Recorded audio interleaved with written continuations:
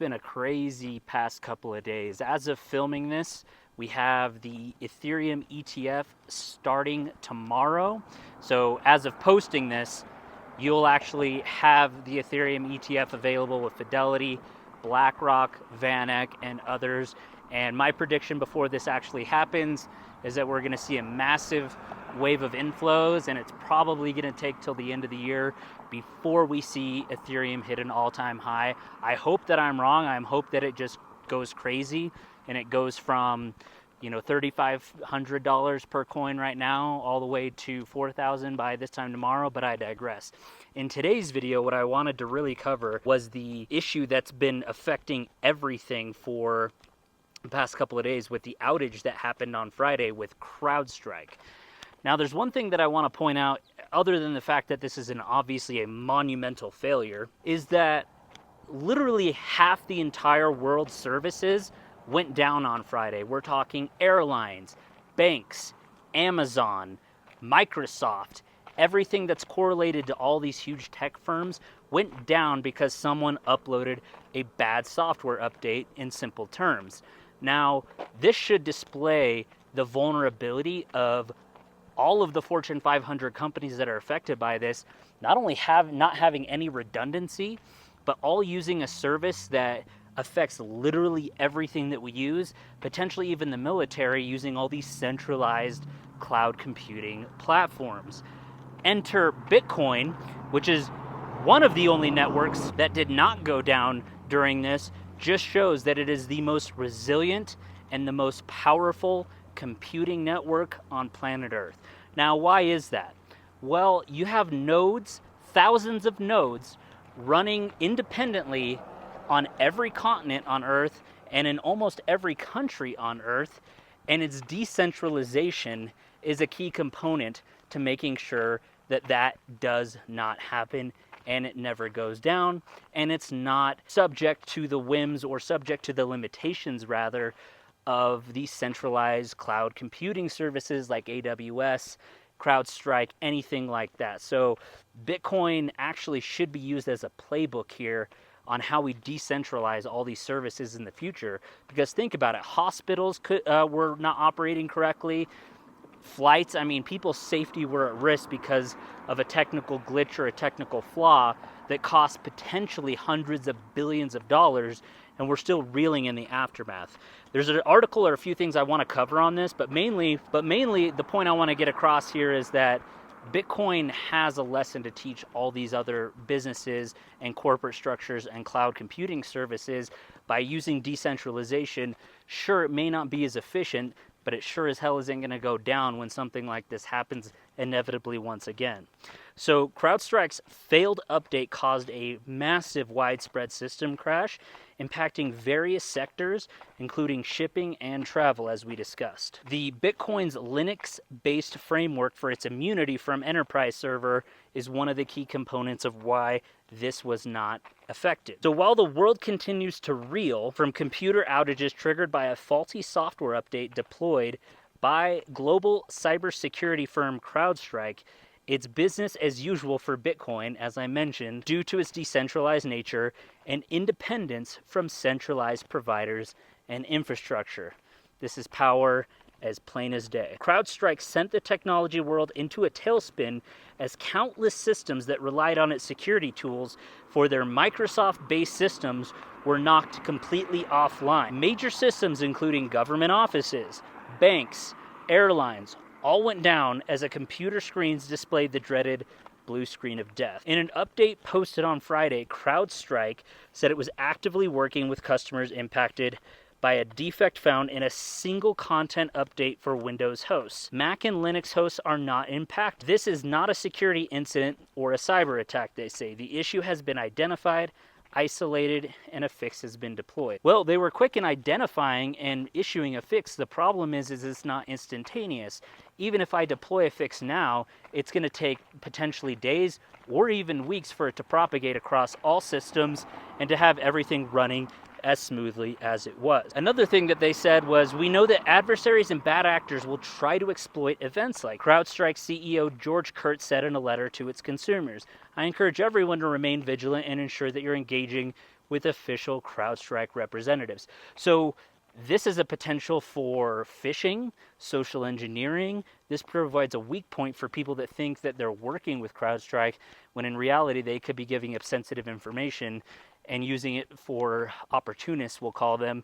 They're trying to take advantage of this exploit and of this situation. But going back to my point here, Bitcoin was safe from all of it because it doesn't rely on Microsoft software. If you look at the Bitcoin hash rate chart, Bitcoin was completely unaffected because most, if not all, Bitcoin miners are using Linux-based framework. It's hilarious because banks globally have been shutting down because of this server issue. And yet Bitcoin keeps hashing, and I hate to use the term, but tick-tock, tick-tock, next block. Launched in 2021, Sunnyside Digital is a wholesale distributor of hardware and services for data centers and digital mining hardware and infrastructure.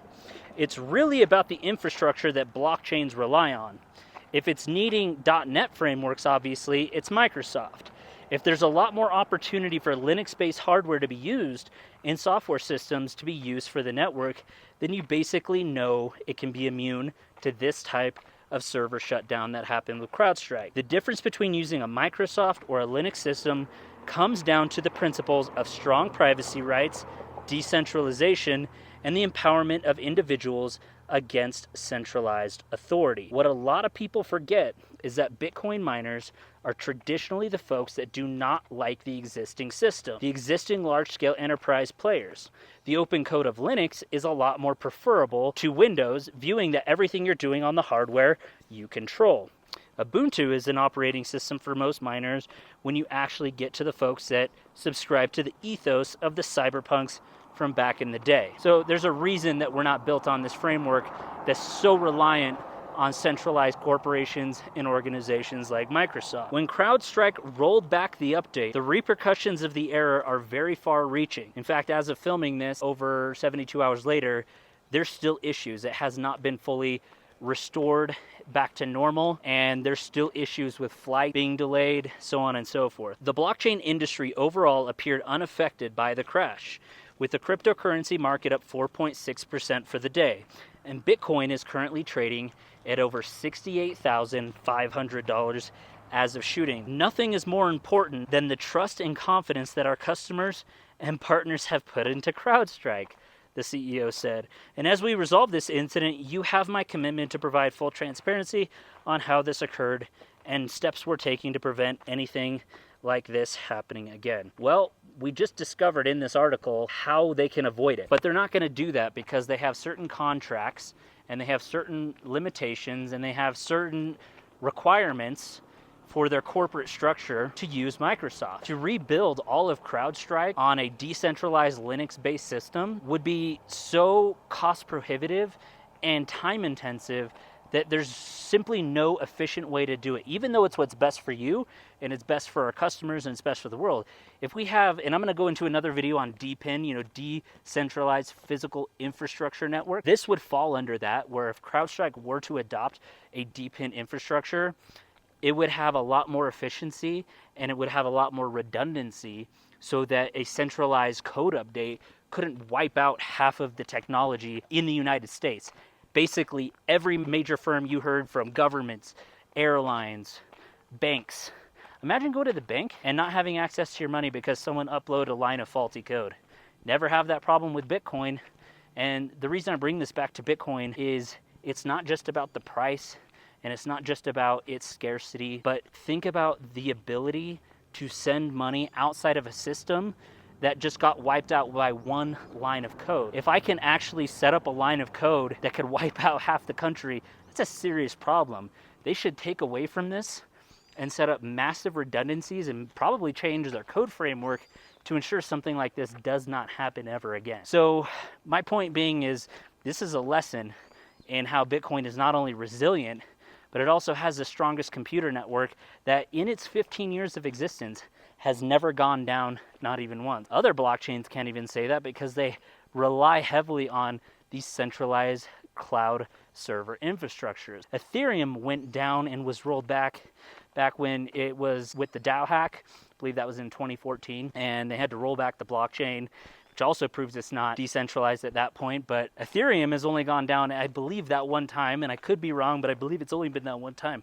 Solana's been down over 41 times. The entire network, which means it's not decentralized. So my point in all this is decentralization is power in terms of keeping the network live, keeping it up. And I also understand there's barriers to entry to decentralize and to run a node, especially again with Solana, where it costs you over $300,000 to be able to run your own node. But that's a topic for a different day. I basically just want to get to the point is Bitcoin is the most decentralized network in the world.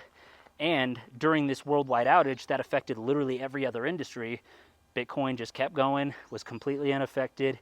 And even if people were running nodes through these centralized infrastructures in the US, say all of those nodes went down, Bitcoin would still be going. So because we have all of these other nodes operating in different countries, different networks, different geographical locations, and all of the above, miners weren't affected, node operators weren't affected, everything kept going smoothly, transactions were being created and confirmed, everything was running smoothly. So just thought it was interesting how the CrowdStrike was a huge wake-up call to everybody that saw this as a huge problem, because it really exposed all the flaws that we have in our current system, in our current infrastructure.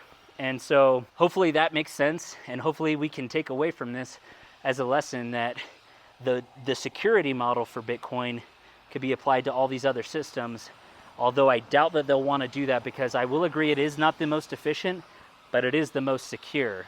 And efficiency in making money to these people worth way more than the security of the end users, you and me, that are actually paying for this type of service. But let me know what you guys think. Were you affected by CrowdStrike? Did you miss any flights? Were you unable to log into your bank, make any transactions? Were you disrupted in your everyday, day-to-day life by this happening? Let me know down in the comments. And in the meantime, go ahead and click right here to watch this video on the screen until my next one comes out. And I will see you guys in the next video. Crypto Renegade out.